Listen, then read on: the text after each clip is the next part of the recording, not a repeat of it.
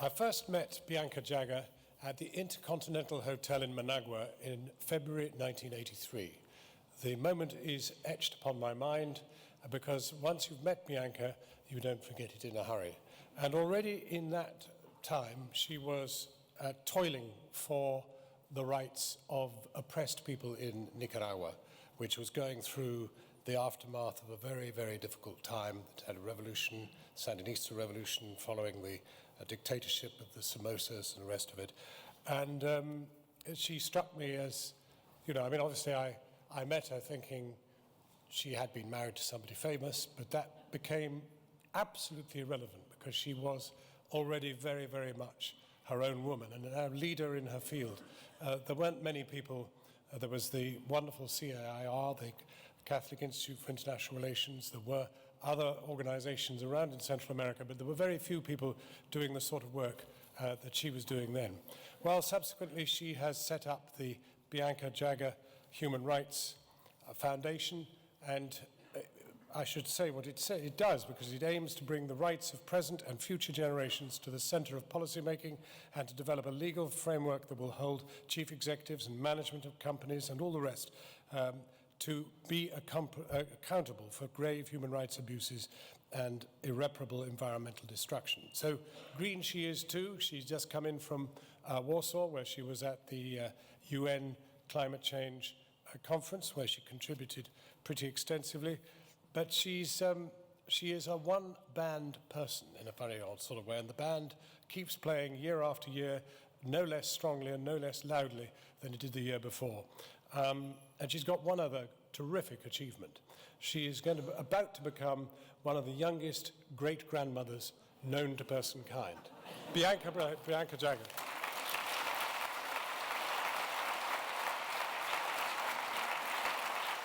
The Commission on the Status of Women, CSW, the principal global policy-making body dedicated exclusively to gender equality and advancement of women, was established in 1946.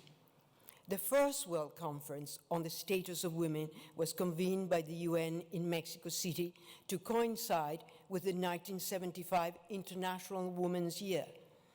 In September of 1981, the Convention on Elimination of All Forms of Discrimination Against Women was ratified. There have been 3 further conferences: Copenhagen in 1980, Nairobi in 1985, and Beijing in 1995. The Beijing Platform for Action laid out the measures for national and international action for the advancement of women, to enhance the social, economic, and political empowerment of women, improve their health and their access to education, and promote their reproductive rights. The action plan set targets, committing nations to carry out concrete actions in health, education, decision-making, and legal reforms, with the ultimate goal of eliminating all forms of discrimination against women in both public and private life. The conference resolved to address the deeply entrenched attitudes and practices which perpetuate inequality in all parts of the world. Today, nearly 20 years later, how many of those targets have been accomplished? Have we rid ourselves of these deeply entrenched attitudes and practices? Sadly, I don't believe we have. I suppose you could argue that we have achieved gender equality on paper in the developed world. We can vote, we can own property, we can own and run businesses, we can be elected to parliament, we can even have a prime minister that is a woman. What more do we want? But there is a difference between non-discrimination and achieving gender equality. In human rights terminology, non-discrimination is defined as the absence of a discriminatory legal framework, and that policies are not discriminatory in effect. Achieving gender equality, however, is another matter. What UN Women calls substantive equality goes much further. It is overcoming entrenched gender bias in society. Substantive equality is concerned with the effects of law, policies and practices to ensure that they do not maintain or reinforce existing disadvantages.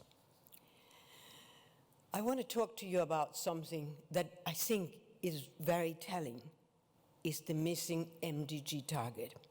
When the international community convened in 2000 to establish the Millennium Development Goals, they left out one critical target. They failed to address the global pandemic of violence against women and girls. The United Nations Development Fund for Women, UNIFEM, refers to the elimination of violence against women and girls as the missing MDG target. The BJHRF has launched a global campaign calling on world leaders to achieve the missing MDG target, ending violence against women and girls and the culture of impunity, to address the systemic problems of discrimination and achieve gender equality. I hope that you will support the BJHRF efforts. Violence against women is one of the most prevalent human rights violations in the world. It happens in every country and at every level of society. The 2005 World Health Organization report, Addressing Violence Against Women and Achieving the Millennium Development Goals, states, until recently, most governments have considered violence against women to be a relatively minor social problem. Today, violence against women is recognized as a global concern. One of the most pervasive violations of human rights in all societies. It exists on a continuum from violence perpetrated by an inmate partner to violence as a weapon of war. Violence against women is a major threat to social and economic development. Today, 8 years after that, the WHO report, Violence Against Women continues to undermine effort to reach the MDG targets according to the UN. The failures of governments to protect the rights of women continues to hinder the promotion of gender equality and the empowerment of women all over the world. The consensus is clear. Our capacity to achieve the 8 MDG targets by 2015 is inextricably linked to our ability to tackle the missing target. Our failure to address it will prevent us from achieving the other MDGs. The 57th session of the UN Commission on the Status of Women in March 2013 affirmed that violence against women and girls is rooted in historical and structural inequality in power relations between women and men, and persists in every country in the world as a pervasive violation of the enjoyment of human rights. Let me please have some water.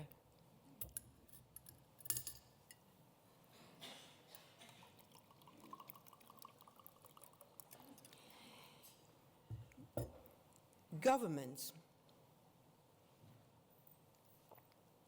are preparing a new framework to follow the MDG targets in 2015, and they intend to include the missing MDG in this new framework. But can we afford to wait until 2015? No, I don't believe we can. We must act now. And I keep going to governments and I keep asking, why will we have to wait for 2 more years? I will now briefly outline the situation we face. Each one of these statistics is shocking. Together, they are horrific. The United Nations Development Fund for Women estimate that at least 1 in every 3 women in the world has been beaten, coerced into sex, or otherwise abused. In some countries, the rate is as high as 70%. Globally, violence is a greater threat to women aged 15 to 44 than cancer, traffic accidents, malaria, and war combined.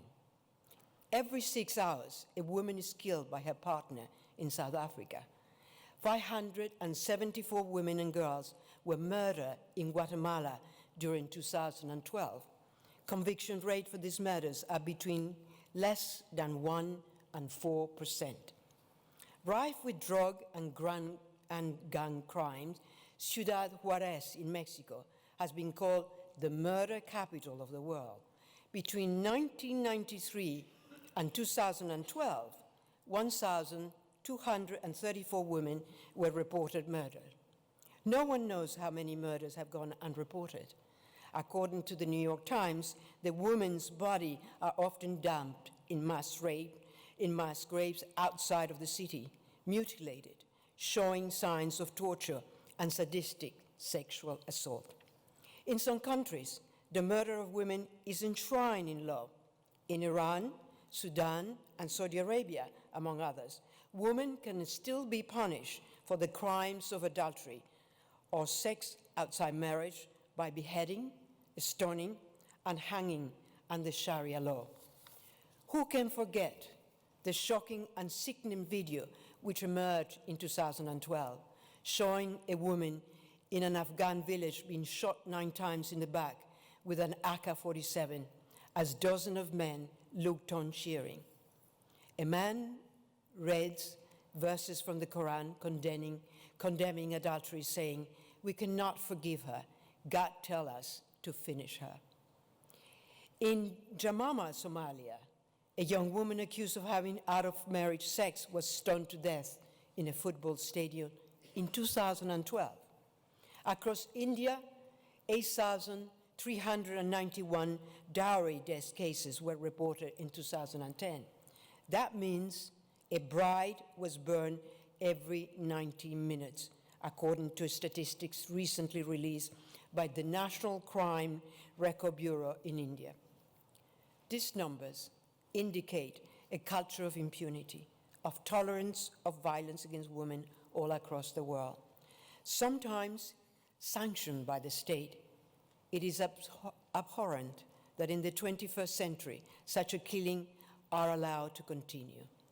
And you probably think it can't be possible. This cannot be happening.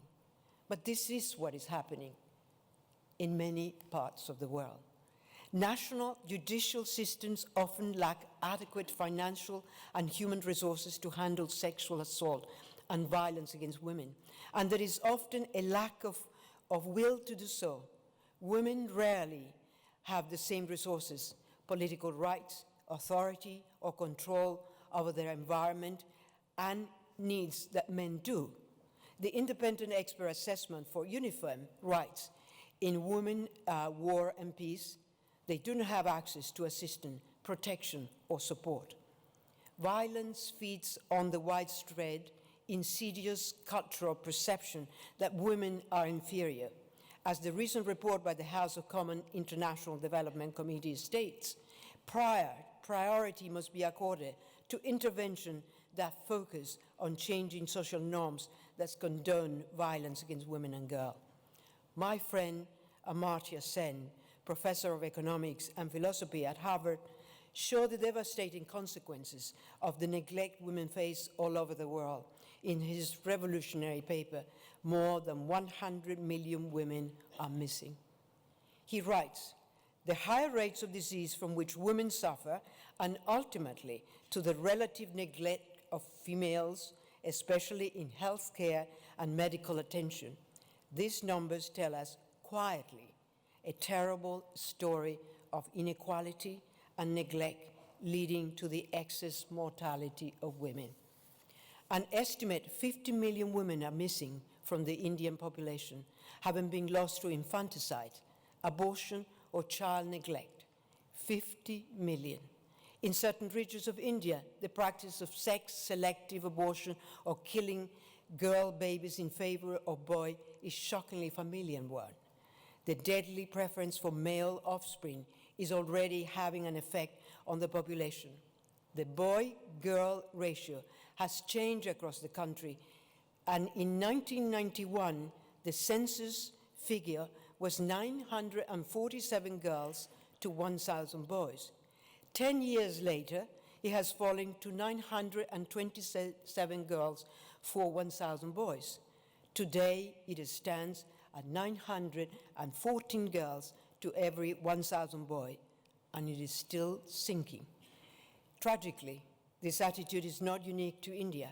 More and more girls and women are disappearing every year in India, Pakistan, China, many countries in Africa and other parts of the world, because they are considered less valuable, less culturally and economically useful than men. Women acquiesce or are forced to be complicit in these femicides across the world. And to conclude, I want to say that this is a global problem, but we can make a difference together. We have a great collective power if we join forces. I call on women across the world to embark upon a nonviolence revolution, to rid our world of the scourge of gender-based violence. I hope that all the men of conscience will join us. Together we can end violence against women and girls and the culture of impunity. Together we can tackle deeply ingrained, pervasive, institutionalized discrimination. It will not be easy. I'm not saying it will happen overnight. We will need each and every one of you. What is clear is that we can't ignore the problems of violence against women and girls any longer. We owe it to women all over the world who are suffering violence, persecution, and injustice to stand up for the right. It is a crime against each and every one of us. It is not only we, but our daughters and granddaughters who will suffer by doing nothing would jeopardize their future. Let's make our voices heard. Twitter is a great tool for social justice, and I'm not saying that that is the answer to everything, but it is invaluable. For me, it's an invaluable tool in my human rights and environmental campaigning. If you witness injustice, you can say something. Tweet about it. I'm on Twitter at Bianca Jagger. I would like to invite you to follow me. I would like to leave you with Abigail Adams' advice to her husband, US President John Adams, in 1776. She said, "Remember the ladies and be more generous and favorable to them than your ancestors. Do not put such unlimited power into the hands of the husbands. Remember, all men will be tyrants if they could. If particular care and attention is not paid to the ladies, we are determined to foment a rebellion and will not hold ourselves bound by any laws in which we have no voice or representation. I am ready to rebel, and I'm ready to call for a nonviolence revolution, and I hope you are too. Thank you very much."